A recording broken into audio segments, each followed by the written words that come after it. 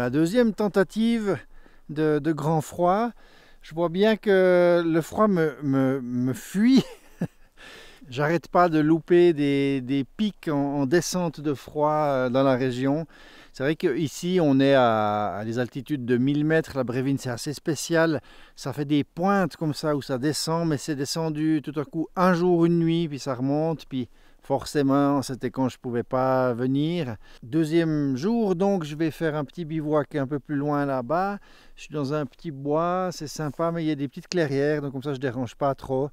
Et puis, il fait moins 12 d'après ce que dit la station météo de la Brévine. Il a fait moins 25, moins 26 cette nuit, puis je l'ai loupé. Et puis ça va descendre vers moins 15, moins 16 d'après les prévisions, mais très vite remonter demain matin, dès 8, 9, 10 heures du matin, il fera déjà moins 10, moins 8, moins 7 parce que la neige arrive.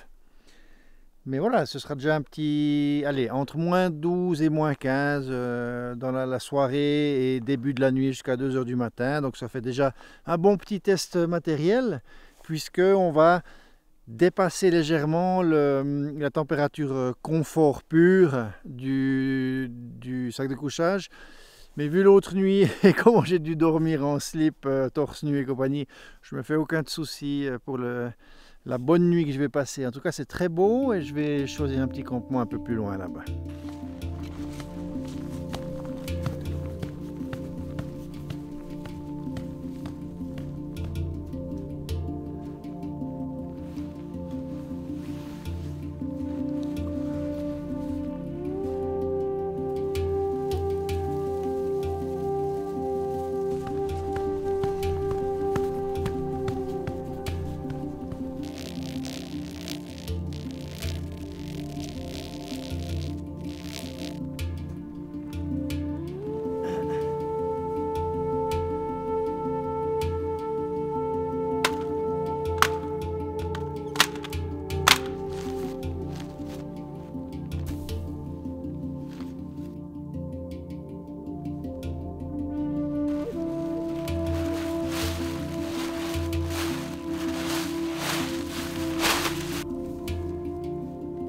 Bon, j'ai fini de monter la tente. Alors, ça prend beaucoup plus de temps qu'en temps normal, bien sûr, dans la neige. Là, j'ai fait un bon 25 minutes. On peut un peu moins fignoler, c'est sûr. Le problème, c'est toujours que j'aimerais vraiment pouvoir être sûr que si le vent se lève fort la nuit et s'il y a tout à coup une tempête de neige, que je vais pouvoir continuer à dormir tranquille. Parce que la neige là, elle est très très froide, donc c'est pas de la neige collante, c'est de la poudreuse qu'on n'arrive pas à tasser. J'ai dû faire au moins 8 fois là, le circuit avec les raquettes. Et puis même dès que je les enlève maintenant, que je marche même sur la surface damée, aplanie, je m'enfonce complètement avec les bottes. Je vais donc vous faire un petit tour du propriétaire, vous montrer que si on veut la duplex, on peut l'emmener un petit peu partout, cette tente monoparoi. Surtout ce qui est important, c'est de bien arrimer bien sûr les sardines. Je n'ai même pas eu besoin d'utiliser les petits sacs. J'ai réussi à trouver le sol parce qu'en fait il n'y a pas énormément de neige, il y a à peu près, je dirais 60 cm non tassés.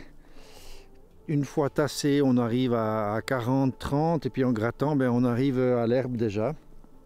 Et puis du coup c'est assez facile pour l'arrimage. Je prends toujours mes petits sacs quand même parce que je veux être sûr qu'en cas de neige plus profonde, que je vais quand même pouvoir faire des corps morts et puis bien arrimer la tente.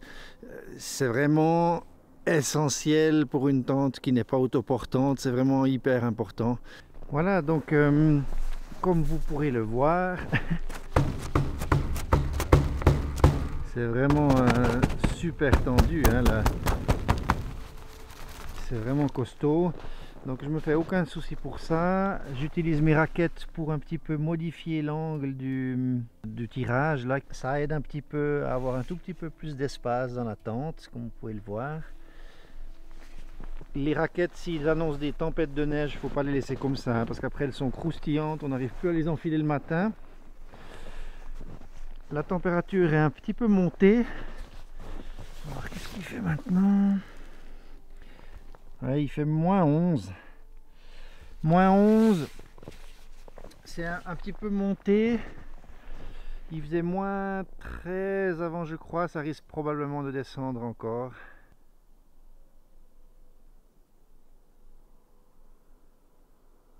C'est assez compliqué de filmer à main nue. Avec les gants, j'arrête pas de toucher les trucs. En plus, c'est un appareil que je connais pas encore très bien. Du coup, pas très évident.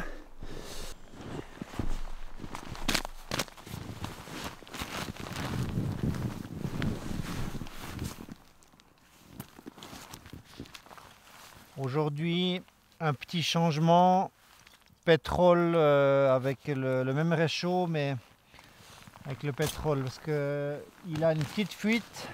Ça sentait le gaz hier, j'aimais pas trop ça. Donc je vais essayer avec le pétrole. Si jamais on mangera froid.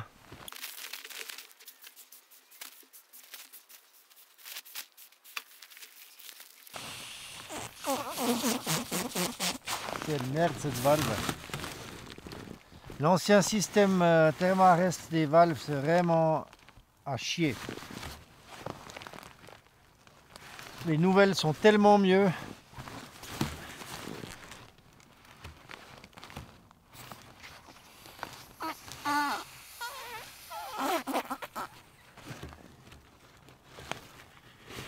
N'importe quoi. Faut que je me dépêche parce que là, tout à coup, je commence à avoir froid. Dessous, j'ai uniquement une première couche en mérino 200 et ma polaire Hoodie R3. Et ça, donc c'est normal, je chope vite froid maintenant, comme je suis plus dans l'effort, donc il faut que je me dépêche.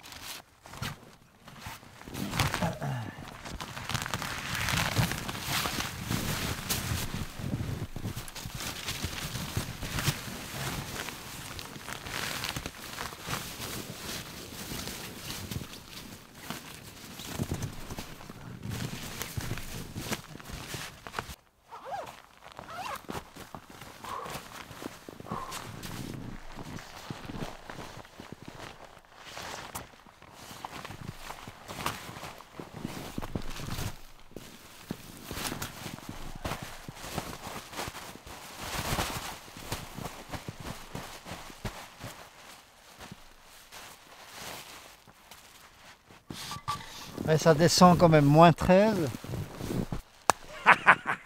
C'est cool, c'est cool.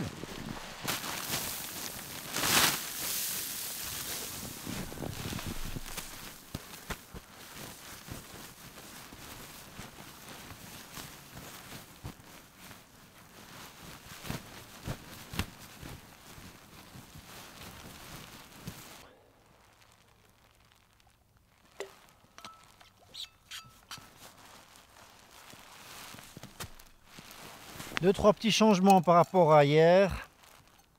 Une tasse plus costaud, le réchaud à pétrole et puis un petit thermos.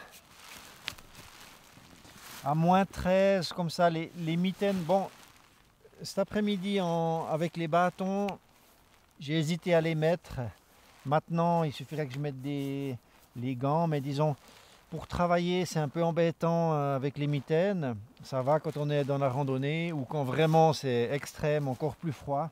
Là, pour le moment, bon, ça va. Là, j'ai froid aux mains, mais je peux un peu me réchauffer. Et puis, en étant actif, ça va encore juste. L'avantage de ce genre de neige, il fait tellement froid, elle est sèche.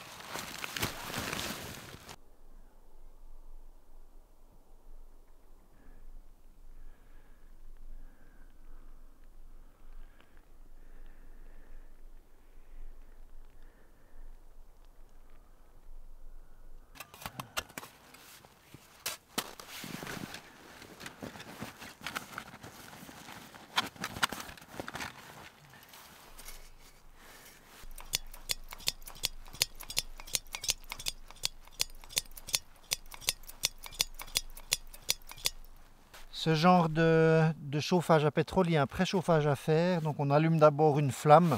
Enfin, on fait gicler un petit peu pour humidifier. Ensuite on allume une flamme, puis il faut vraiment qu'il se préchauffe. Puis après il prend son rythme de croisière.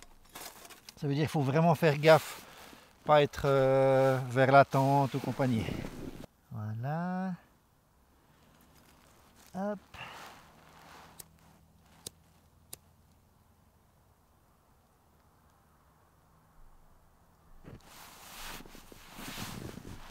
Voilà.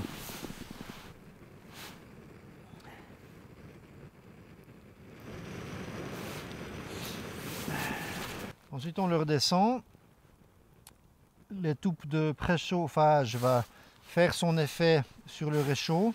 Vous trouvez d'ailleurs une vidéo que j'ai fait de revue sur ce réchaud là. Ensuite vous fermez un peu, puis tout à coup le bruit va changer. Et puis la buse va vraiment se mettre à travailler mieux.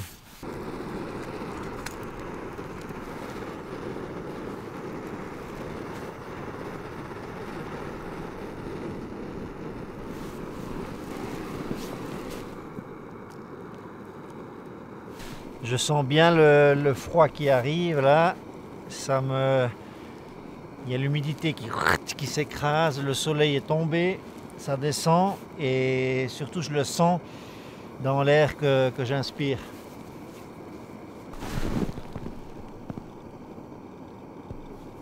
On est à moins 14. Youhou! C'est cool ça. Alors, il faut que je fasse beaucoup d'eau chaude.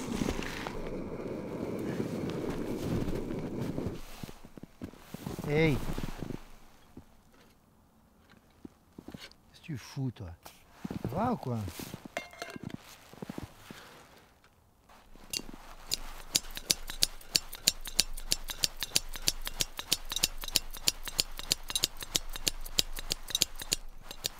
Ah, je sais pas, merde.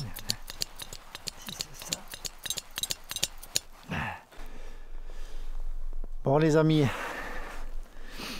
Petite loupée, comme vous pouvez le voir, le sac est prêt.